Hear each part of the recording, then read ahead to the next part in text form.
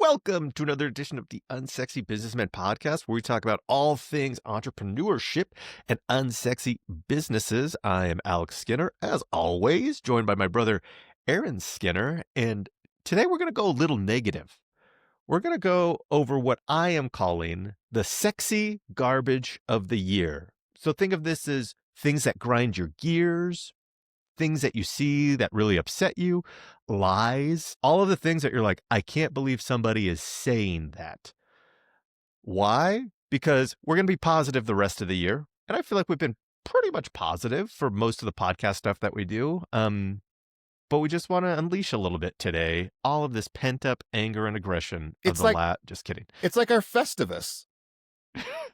We get to do air all of our grievances with grievances. With stuff. I'm just gonna start with an easy one.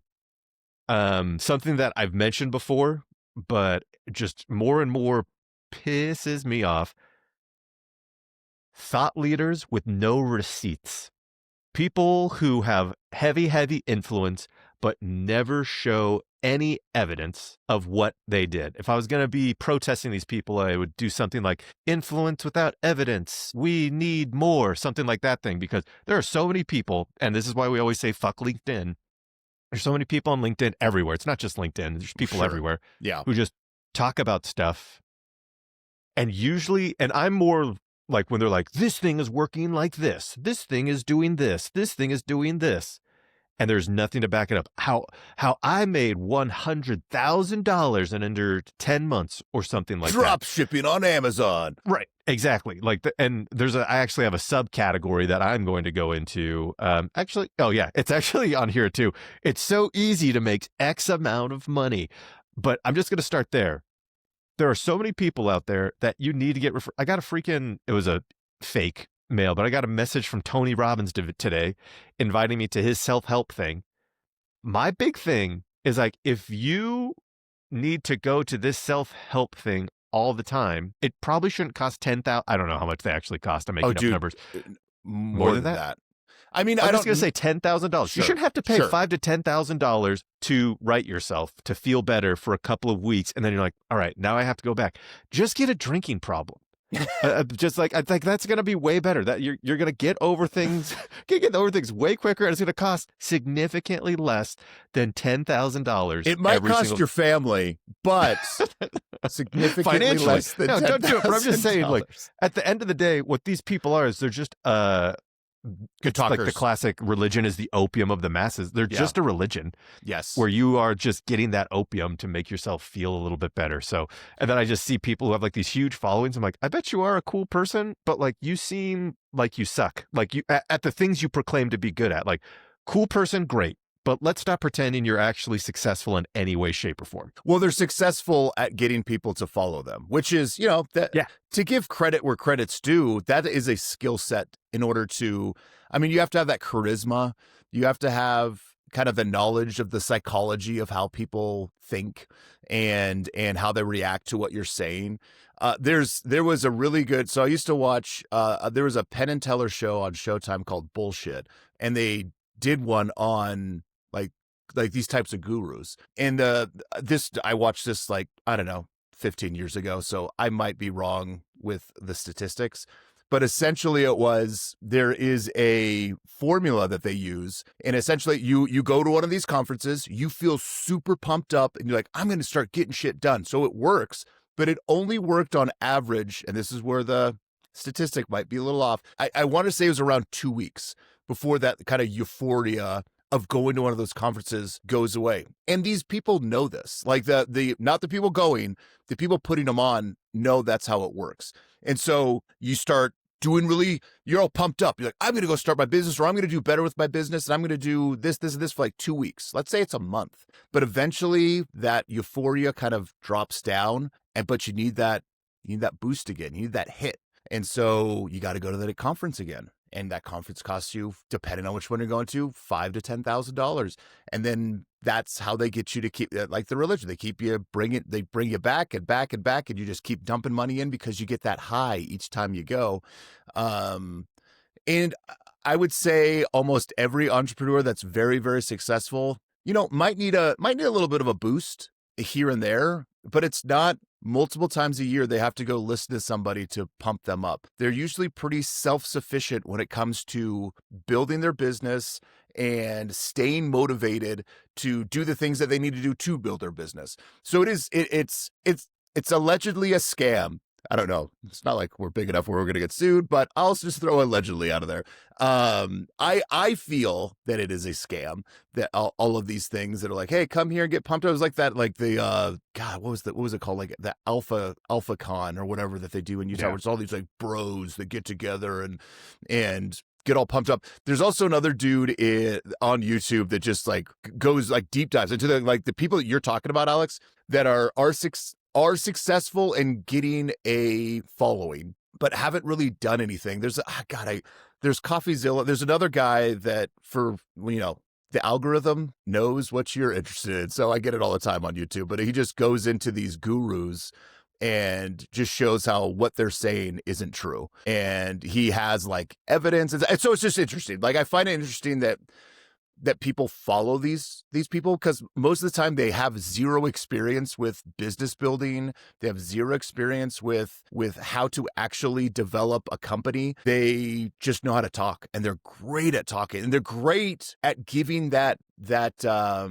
like persona of success. So you have the Lamborghinis, you have the private jets, which they probably rent or whatever, but I don't know, dude. You and I have talked about this a lot, so I'm really passionate about the charlatans that are out there, and it's one of those things like, well, how do we know that you guys aren't charlatans? Because we've actually built shit. That's how you know. Well, I'll tell you too. We've had internal conversations where we've talked about like, should we go that route? And then it always comes back to no. Yes. Like we've like literally like, should we do messaging where it's like, oh, all you have to do is buck up a little bit and you'll get millions and millions of dollars. This like one all of secret. Aaron's, yeah, all of Aaron's advertising that we do is like, you still have to work. Yes. But I know that this works because I did this thing. Yes. Yeah, I'm not a genius. Like it's and that's what I tell anyone that wants to start a business. I always say, that's awesome. It's really, really hard.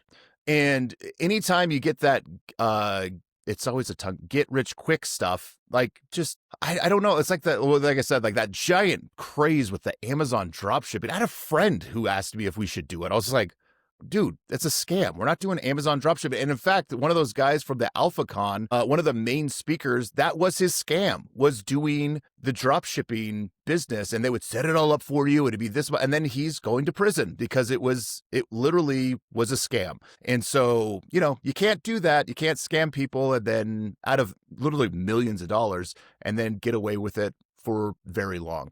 So yeah, in our case, like, you don't have to believe what we're saying if you don't want to, but all the stuff is kind of just the no BS. It is really hard, but this is what you have to do in order to build a successful company. I have 1, 2, 3, 4 things. Do you have any on the list, or do you just want me to keep going down my list? Keep going, because I bet you will have all day. We'll have crossover. The other thing, and this kind of goes back to, definitely goes back to our conversation from a couple of weeks ago.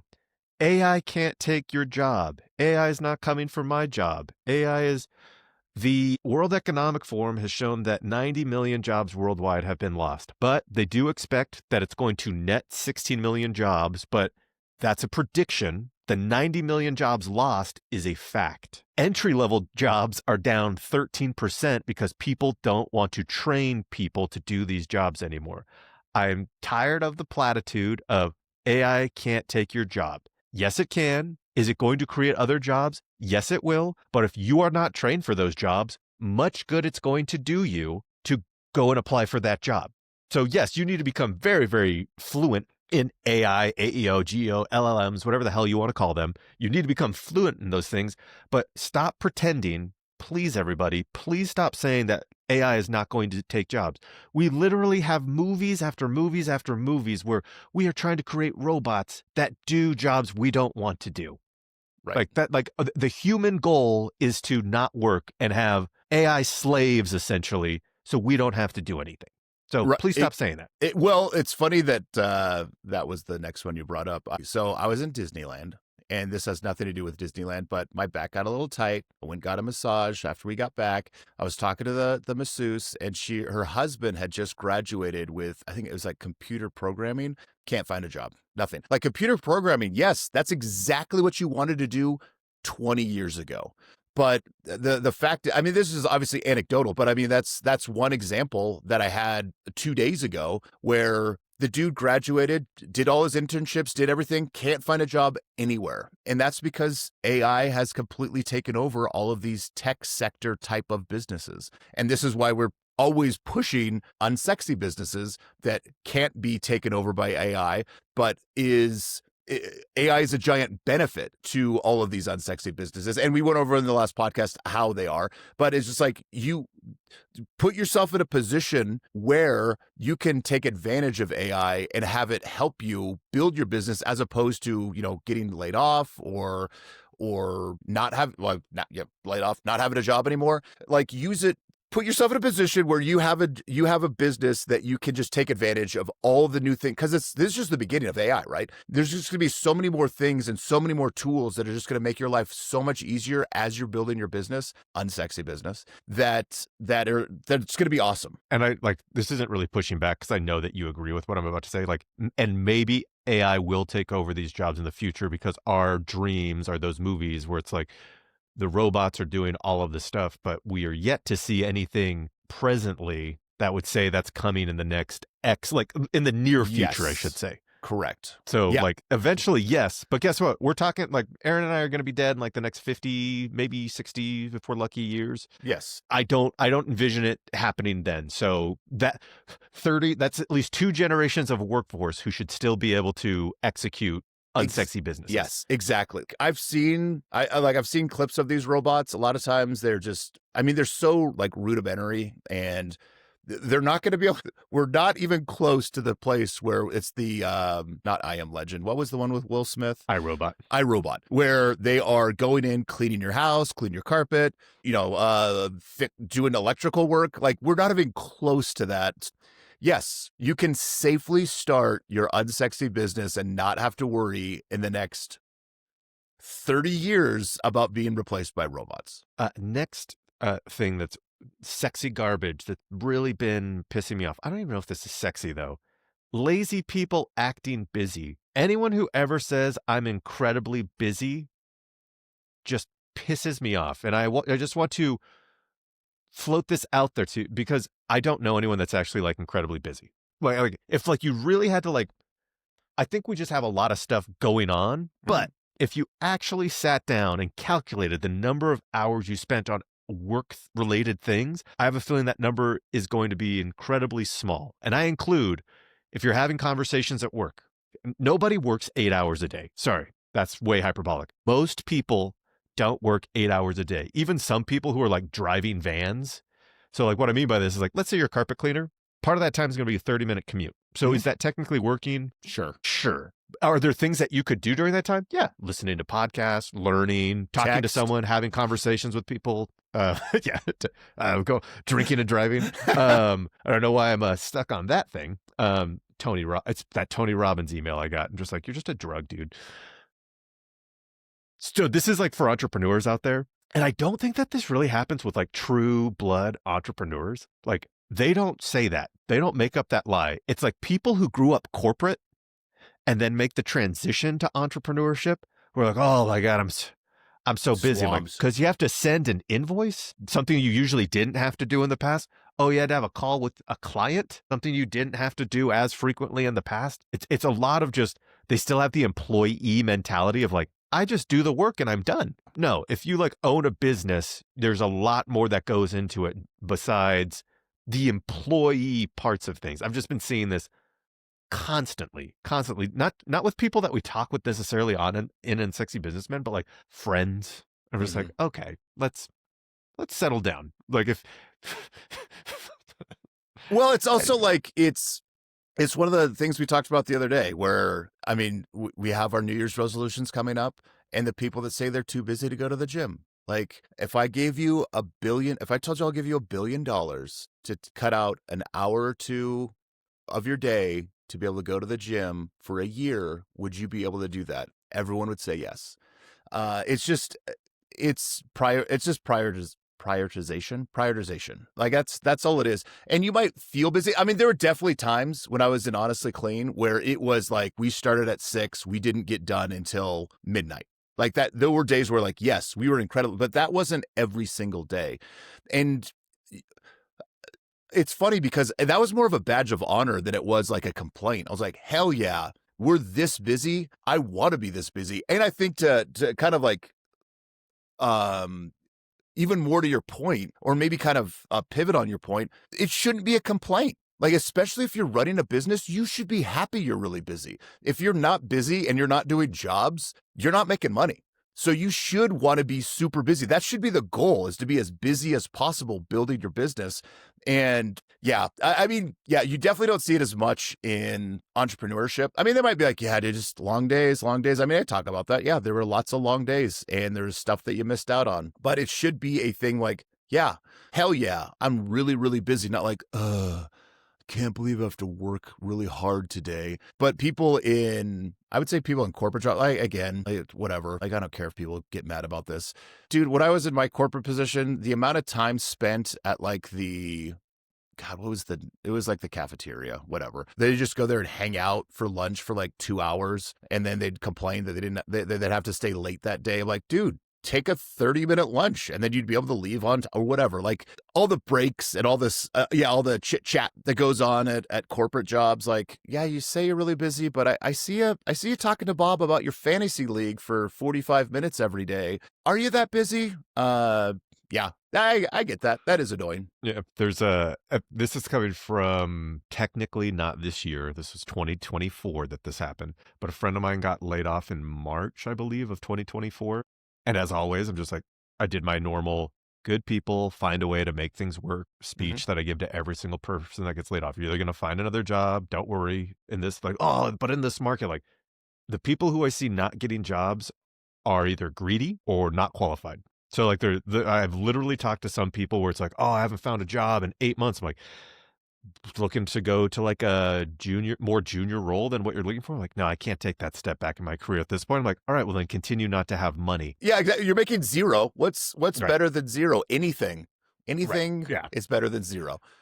So my buddy started picking up some clients, and then one of his clients, it's this company based out of California, big company, lots of money is how I will say it.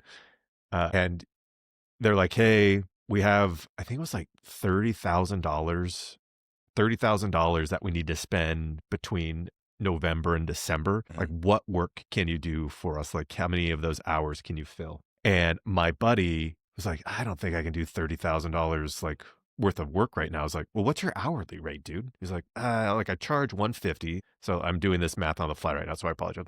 So 200 hours, like you can't find 200 hours in the next 2 months to like get that $30,000. I was like, that's 60 days. Oh, let's just keep doing math, guys. Divided by 60. That's 3.3 hours a day, man. Just add 3 hours a day for the next 60 days. Like, well, like, I have this other thing going on, this other thing going on, this other thing going on. I'm like, can I take the client? Will you give it to me? I'll add that 3.3 hours a day and get that. Like, you should be max, like, especially if there's like an unlimited budget, which 30,000 to me is like kind of unlimited. Someone else gives me 15 grand per month. Anyways, like you shouldn't be doing anything else. Have your kid time. He doesn't actually have kids, but have your dog time. Like you have 3 hours, and then guess what? You're back to work from 8 p.m. to midnight, and then you're going to wake up at 6 and just go ham to get that money. It's like frustrating because like I will just give me the client, dude. Please just give me the client. I just think I'm going to go back to what I always say. I don't think everyone can be an entrepreneur because some people just don't have that kind of almost grind mindset. And this is what we talked about in one of our other podcasts was like, if we were completely booked for the day, let's say with carpet cleaning, and somebody called and they were willing to pay triple what we would normally charge, yeah, I'm going to work after hours to do that. And I did it, and they were cool with it. Like they were cool with the price every time I said yes, like because I wanted to get as much money as I could. Like, It is. Yeah, I'm with you. That blows my mind. It blows my mind when anyone says no to more business. And I loved it because we would get people calling like, yeah, we called this company. They said they're just too busy. I'm like, all right, well, it's this price. Like, sounds good. I'm like, I can't believe they said no. I can't believe our competition said no to this. But, I guess there's certain reasons, whatever. But like, yeah, if someone gives you a blank check, you're not going to fill it out. I know. With the largest number that you possibly can. Yes. I will never understand that. That was like my favorite time, like back when it doesn't happen as much with like our company now, but because we don't work with multi-billion-dollar companies, but my favorite time of year was Q4 at the agency I worked at, because there's all these people trying to burn through their budgets before the end of the year. Yep. So just be like, I was just like, yes, yes, yes. And guess what? Bonuses were huge at the end of the year for my team when I finally started getting those bigger clients. Yes. I'll just tell everyone, I got a $20,000 bonus. Got a $20,000 bonus in Q4. Probably should have been more, but that was all thanks to these people just burning through cash at the end of the year. Right. Fan-frickin-tastic. And you being willing to do it, like to do the work, right? Like it wasn't like, oh, you want to spend this extra money so you can have the same budget or a larger budget for next year. But I'm really busy and I got these other clients. It's like, yeah, let's do it. Hell yeah. That's whatever you want to do, however much money you want to spend, I will be there to help you spend that money. And just a little end on that story. My friend no longer has any clients and is working at a job he hates. So I don't think he listens to this podcast. But if he does, your he's friend, gonna know exactly who he is. Greg. He's gonna know. He's like, hey, I see that you shared my story. It's like one of those frustrating things, because like when you get on calls with people like frequently, and like you're just talking them off of cliffs, like, hey, things are gonna be fine, you're gonna be fine, and then you start seeing them have success and starting like keep going, and then them to like this huge opportunity, and then now they're back where they were before. I'm just like, dude, sucks. You were out. You were at like literally 30 grand would have given you for like his lifestyle. That probably would have given you at least, well, he had other clients at that point, would have given you like 6 months of runway where you could go and keep finding other clients, but you instead decided not to take that 30 grand because you didn't think you could fulfill on it. And then you're back working in April of 2025 for, once again, someone else, and you hate working for them. It doesn't surprise me that you told me that he now has no clients, because the type of person who would like shit on $30,000 is the type of person who's not going to take care of the clients. So, I mean, that doesn't surprise me at all. Sure, he's a great guy. Well, thanks, Greg. I'll tell you what, I love him to death, but it does suck, dude. It sucks. When you like, everyone can relate to this. Anyone listening, it sucks when you see people that you care about make stupid decision after stupid decision after stupid decision. Speaking of stupid decisions, any of you going to college? Something else that's really pissing me off. Schools aren't teaching anything useful. Schools, 4 years, almost nothing unless you get into like a special club, like the BYU Ad Lab. If you got to be like a hired on employee of the BYU Ad Lab, was super awesome, gave you a lot of experience, and like they had 4 people that got paid, and then everyone else was slave labor. Like, oh, you're getting the opportunity to like work on these clients.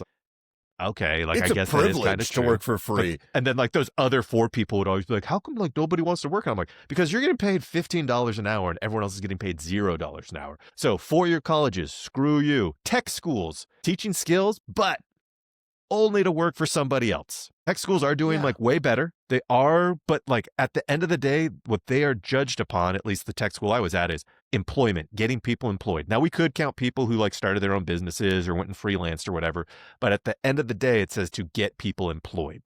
And I think we could be doing better.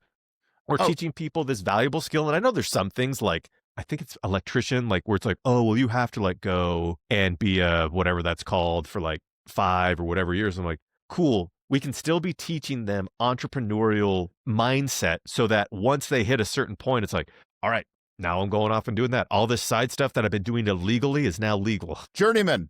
I just remembered the word. That's it. Yeah. Yes. No, sorry to cut you off. I just came to my mind, so I had to say it. No, like, I mean, there's plenty of, I'm sure, podcasts and YouTube videos that talk about how giant of a scam schools are nowadays. Like,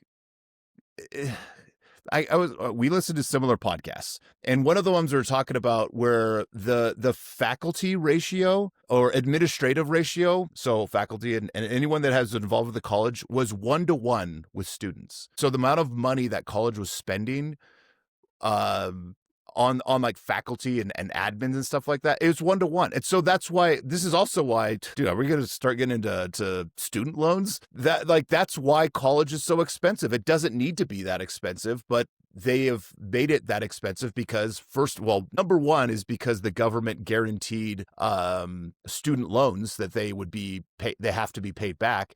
And the ease it is to get student loans, it kind of, dude, maybe I won't get into the whole student loans are so stupid. I worked through college. I didn't have any student loans when I didn't graduate, so it doesn't matter. But like I was still there I should have been a doctor with the amount of time I was going to college. But yeah, like I don't know, man. That's the part that makes me mad, is because they make it so easy to get those loans, and then it just puts you in the worst position once you graduate. All of a sudden you have like $100, $200, $300,000, maybe more in student debt. And that interest starts pumping in. And then what are you going to do? You're going to make the minimum payments for the rest of your life. And then people wonder why people can't afford houses anymore. Like, yes, I know there's a lot that goes into this and it's very nuanced and blah, blah, blah, blah, blah. But the first thing you do is make college not as expensive, make student loans not guaranteed. So the people that are doing those loans are going to be way more particular on who they're giving those loans to. And I know this was just about college, not about student loans, but student loans piss me off. It's the same thing. It's related to college. I hate that about school too. But and then you're getting a degree in something that you're never going to make money doing, or be able to find a job that is actually specific to that degree. And that's just all that kind of stuff really makes me mad. That's why technical colleges or trade schools are great. And I agree. Like, I'm not sure, because I'm not super familiar with like the kind of the academics at a trade school, but if they're not teaching you, like if there's not business classes there that are a requirement, hey, I got a great idea. Instead of humanities and learning about who made this painting 800 years ago, how about you teach people how to do their taxes or start an LLC or a million different things that have to do with running a business, like the things that are actually so. And like, don't come at me with like, well, they're making well-rounded people who know the history of painting and all this. Like, great. Now you're a poor person who made that Rembrandt. Like, whatever. Like, it's okay. It was cool. Rembrandt. Rembrandt made the Rembrandt. Like, hey, that Rembrandt painting, who painted it? Hopefully you can go on Jeopardy someday and make it's like $2.7 million like Ken Jennings. Useless information that you have, and I'm sure these history buffs are going to come at me or whatever. Like, listen, I think history is important. You should know about all of the different things, especially all the world wars, how they were started, and all that kind of stuff. I find it very fascinating. But if we're talking about things that are going to actually help people be successful in life, I don't need to know why Uvalde, or not Uvalde, that's the place in Texas. Vivaldi. The Four Seasons. Yeah, like who wrote I'm well-rounded. Symphony? I graduated college. Damn it! I should have paid attention to my humanities class. No, it's funny. Like I make this joke. It's not that funny of a joke, but I make this joke every now and then. I'm like, does anyone know what doriferous is? And no one ever does. No one ever knows what doriferous is. It is the only thing that I remember from my art history. Obviously, they'll be like, well, you just remember Vivaldi. I'm like, it's more because I listened to that type of music, not because I went to college and learned about it. But doriferous is just one of the first like Greek statues that like had a certain position of standing. It's the only thing I remember. So if that made me well-rounded, I still feel a little cubic. But whatever. I feel a little squared. But like the thing is, you could learn all this stuff without going to college. Yeah, that's true. Libraries, especially at this point with the you just go on YouTube. Internet. Like I learned more from like those. How accurate is this war scene? Like YouTube videos. Yes, than anything else. Like, oh yeah, you're right. They never. Did you know that whenever they had bows and arrows, they would never do lock or knock fire. Like people would just fire at will. Did you know that? I didn't know that. And because you learned that, you were able to start a very successful business. Yeah, dude. Oh, well, and even like with technical schools, like our nanny is just starting. She's going to the school that I used to teach at, Mhm. and I was experiencing a little bit of what she was describing, where unfortunately, or maybe fortunately, it still seems like they really want people to go to college. They are shaping their courses so that the credit hours match up to what 4-year schools are willing to take on. So essentially, I'm going to make stuff up really quick. None of what I'm about to say is accurate. So let's say, I don't know, a school like UVU that gets state funding says, we don't want to take your techie at 60 credit hours. We want to take them at 40 credit hours. That's the only way that we will let them transfer there. They then go to this thing called, I don't know, let's call it USHI, the Utah State Department of Higher Education.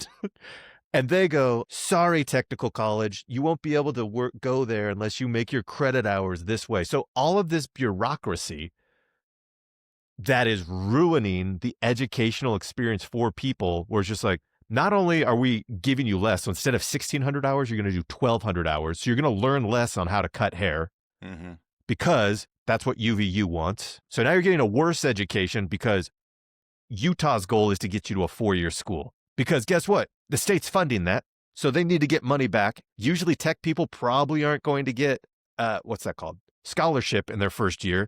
So at least we'll get some of that money back. Like, it's all a bunch of bullshit. Like, it's like why I had to quit. I'm just like, I love teaching you students and all of this, but like everyone that is not, so I taught high school students as well.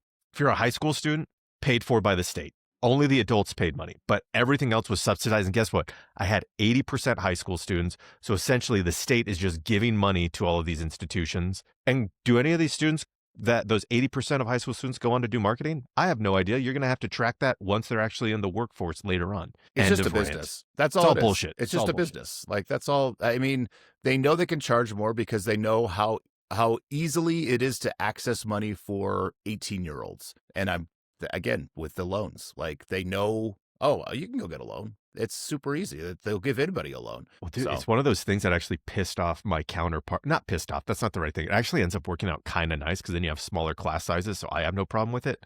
But essentially what people would do is you pay a huge amount up front for like a class.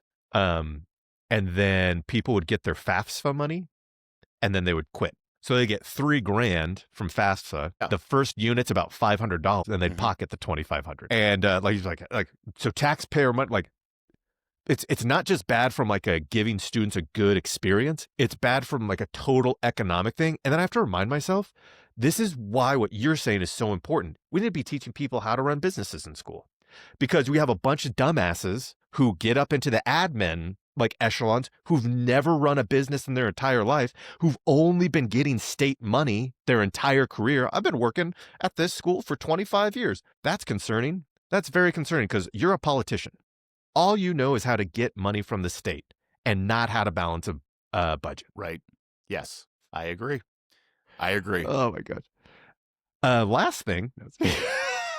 The last thing. Please leave comments. Please leave comments for whatever you disagree with. Like, I would love people tell me how I'm wrong. Like, at least, like, I even think private schools are bad in their way, but like, and even private high schools get some funding from the government too. Like, yeah. So like, if you're taking money from the government, you don't get to have an opinion, because sorry, no one cares about this. There was this thing that happened, and this thing about splitting school districts in the area that I live in. And it essentially came down to a class warfare thing. It's like, do we want the poor people out of our rich school district because we're paying all the tax dollars? And what the person said is like, so our district has grown exponentially. It's like the biggest district in the United States, biggest school district in the United States. Whenever a business becomes the biggest business in the United States, we're like super pro that business growing. I'm like, the difference between a business and a school district is a school district is funded by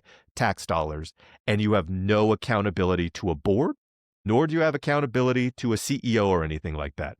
So Your logic is flawed. we're going to be splitting the school district. And may God have mercy on your soul. And then the last one I have, this will be a little bit more fun one, a little less serious. People ask me like, hey, do you have a 529 for your kids? I'm like, absolutely not. But why would I have that? Why would I do a 5? I'm saving for them in other ways, sure. But like, I don't want them to spend money on college. Why would they'll have other ways. Anyways, 2025 internet still worships fitness influencers, dropshipping clowns, crypto bros, and passive income in your sleep gurus. Hate them all. Yes. Don't understand why you guys support it. It's like one of those things where it's almost like what we were talking about earlier, where it's like people just get a little bit of that dopamine kick from these people. Just like, can people not do anything by themselves anymore? No. Well, yes, they can. Yes, they can. I mean, this is going to go back to what we were talking about in the very beginning. Like, these gurus are so stupid, and I don't know why people worship them. Like, I'll never understand it. And it's not even just in the business world. There's plenty of crazy gurus in every kind of aspect in life. And yeah, well, I do know why. I know exactly why. Because people like to see success, whether it's real success or not. And people like to know, or people want to think that there's an easy way to make money. People love that. Why do you think multi-level marketing works so well? Touché. Dude, like, yeah. I remember I went over to I don't know if he listens to the podcast, but I don't care. I'll make fun of him. I've made fun of him for this anyways. We went to my brother-in-law's house for a birthday party, or I think it was one of his kids or his wife. I don't remember. This was a long time ago. And we were there, and there's a bunch of people I didn't know. I was like, who? Like, are these just like his friends? So I asked my wife, I was like, do you know? She's like, I don't know any of these people. And this guy comes up to me, starts chatting me up. And in full transparency, Alex and my father was in a multi-level marketing business, so we were very familiar with the lingo and stuff like that. So he starts asking me these questions, and I just got the MLM vibe off of this guy. And I whispered to my wife, I was like, after I was done talking, I was like, if this is a pitch for an effing MLM, I'm going to be so pissed off. I was right. It was a pitch for an MLM, and he did the classic, see that Cadillac, that Escalade outside? That's mine. You see, I'm going on a vacation to this place. I'm doing this. You could have everything too if you just sign up for this. I don't remember. It was a weird MLM too. It's like, I don't remember it was so weird. And I just remember like, who believes all this stuff? It's the people that they see the material stuff and that's what they want. And this guy got it.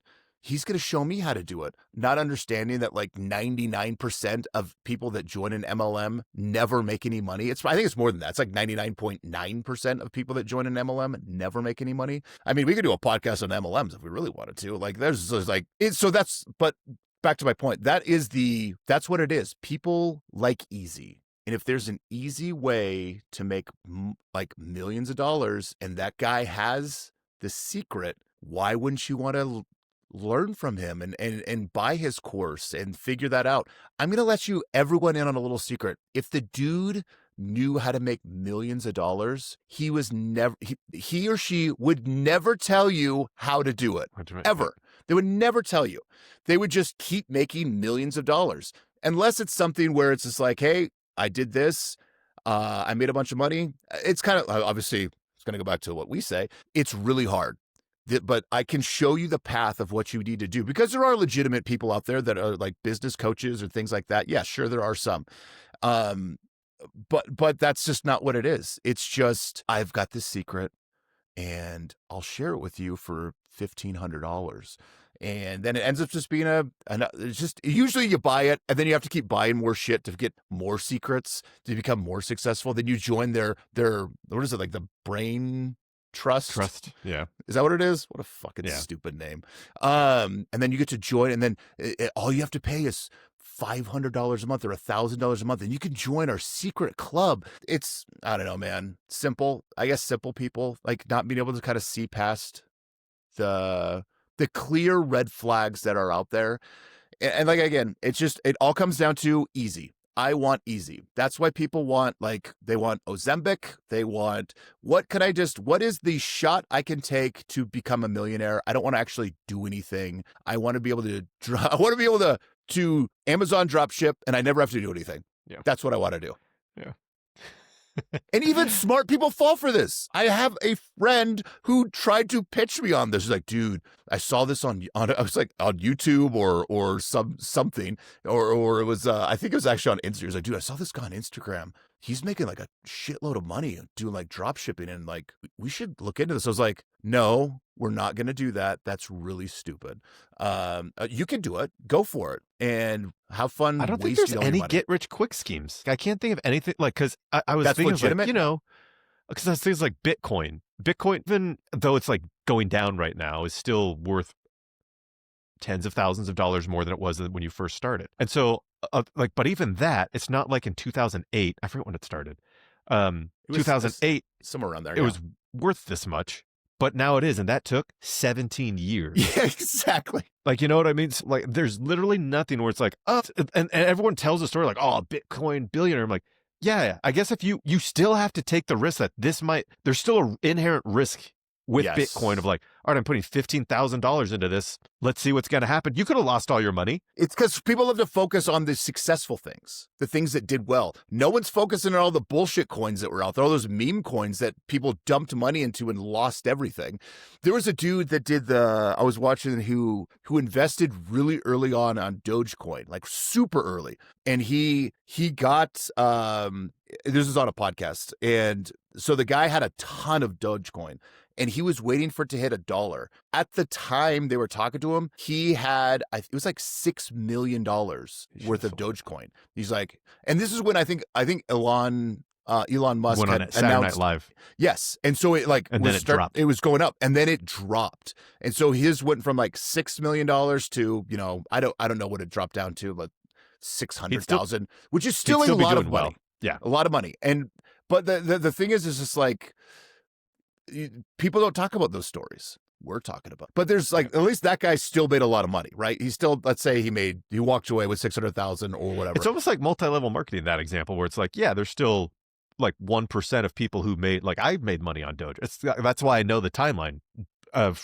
We sold right before he went on Saturday Night Live, but I still kept like, I think I should just look it up. It was like 120,000 that I still have. Not dollars, not dollars. Yes. 120,000 Doges. And then it just plummeted. And I think it's worth like 10 grand right now. But we did sell a lot of it. That was actually because Ryan had mentioned it. If you remember, like our brother Ryan mentioned it in like September, October of like 2019. I was like, I'm just going to throw some money in this funny little thing. And then I was just like, at least I made my money back. But still nowhere near like life-changing amounts of money. Right. Well, it's because we're pretty risk averse when it comes to that kind of stuff. But again, like that even Dogecoin could have those success stories, but there's so many, or like NFTs, like all this, like just such stupid things that people get into. I did NFTs. Thankfully I did not invest that much money, but like our CEO at the time was really like, this is the wave of the future. Like there's part of me is like, could we start a class action lawsuit against this? Probably not. Where he's just like, and everyone at the company was doing it. I'm like, everyone lost money. Like essentially, like, so I had my good Doge story. This one, I think I lost like 3 or 4 grand. Anyways, I'm not bitter. Well, it's one of the, it's investments are risks. And so you were willing to take that risk. And the thing is too, is it's like, if you can risk an amount of money that is, what's the word? That is correct. I can't think of the word. Like you're not going to go be destitute if it goes away. If you are invested around money that you are okay with losing, like if you do it that way, then fine, you can take these risks. But if you're investing, you're like, I'm going to mortgage my house on this NFT, and then all of a sudden you're homeless, that's going to be a problem. Yeah, I never got into NFTs because I didn't understand them at all. Like even like I still don't. Trying to like people explain, I would watch videos on them. It's like art. It's like art. Yeah, I never got it, and so I was just like, I'm not putting any money in this. I understood I understood some of like the Doge, because I invested some in Doge and got out at the right time. I think I have. It's not that much that I have left in there, but just in case it goes up to $1. But yeah, I know there's everyone wants to point to these one-offs of why you should do something that's really stupid. Yes, exactly. That's easy. It's like, oh, dude, he did this. Everyone knows the guy. There's so much anecdotal stuff to be like, dude, I know this guy. He put money into this, and now he has $50 million. Like, first of all, no, you don't. Like, yeah, I don't know. This goes back to point number 1 of thought leaders with no receipts. Get receipts when somebody says, I know this guy who made $10 million. Like, just What's his open up name? your Robinhood account. Yeah. Just show it. It's like that's all you have to do. Like, that's what I do every single time. Like, a guy that, God, just lie, like pathological liar all the time. And so eventually we got to a point in our relationship where I just call him on it every single time. Like, show me. It's like, oh, well, I don't, it's on my computer at home. Like, you mean the internet? Just show me here.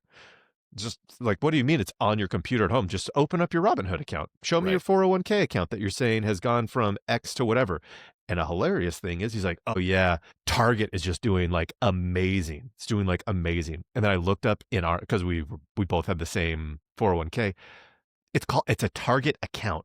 It's not Target stock. And so he is reading, like, he doesn't even know how to read his own 401k. It's just called the Target plan within the thing that we're using. And he thought that meant Target stock. Yes. I was like, Target stock's doing like amazing. I'm like, dude, they don't invest anything of your money in Target, just so you know.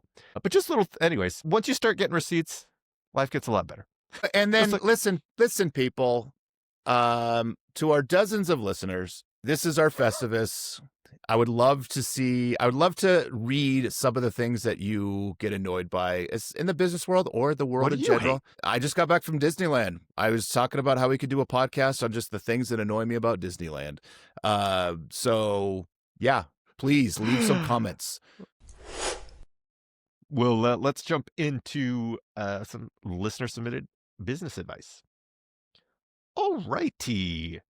As always, you can leave comments on all social media. YouTube in particular is an awesome place for that.